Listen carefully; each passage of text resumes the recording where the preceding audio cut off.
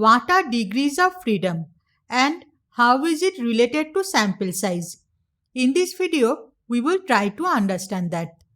The degrees of freedom are independent pieces of information that can vary in an analysis without breaking any constraints.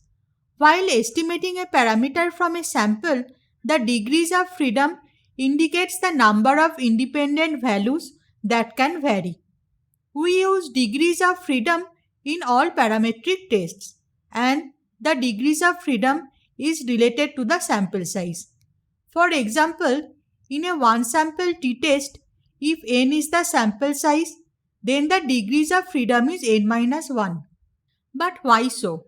Let's try to understand that with an example.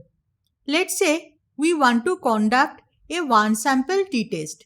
As per a study that was conducted a few years back, the average height of an Indian adult is 165 cm. This year, we took a random sample of 10 people and measured their heights. We see the average height of the sample is not 165 cm. So, the question is, has the average height of an Indian adult changed? We may have obtained a different average height for sampling error also. So, to know that, we need to conduct a one sample t-test. Our null hypothesis is that the average height of an Indian adult has not changed and it is 165 cm. And the alternative hypothesis is that the average height of an Indian adult is not 165 cm. We will perform a two-tailed hypothesis test. So, we calculate the t-statistic for the hypothesis test. Then, from the t-distribution table, we get the critical value. We compare the critical value with the test statistic. If the absolute value of the t-value is more than the critical value, the null hypothesis is rejected. Now, the shape of the t-distribution graph depends on the degrees of freedom. For example, in this graph, the red line shows the t-distribution for the degrees of freedom 30 and the green line shows t-distribution for the degrees of freedom 10 and the critical value is calculated from the t-distribution. So, when we try to calculate the critical value from the t-table, we need degrees of freedom along with the significance level. And for a one sample t-test, the degrees of freedom are equal to the sample size minus 1.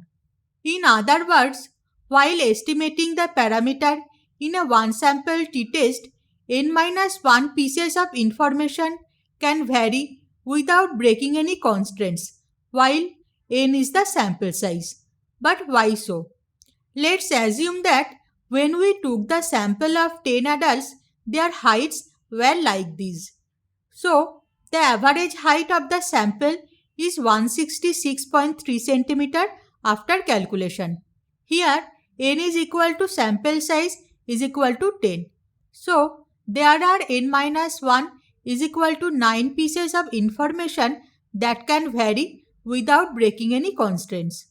Let's say we know the average height of the sample and the heights of 9 people from the sample.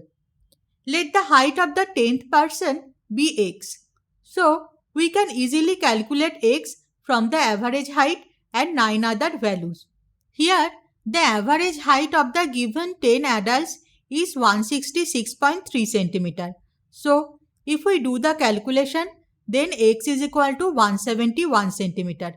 So, we can see that if n is the sample size, then n-1 independent values can vary freely without breaking any constraints, and the nth value cannot vary.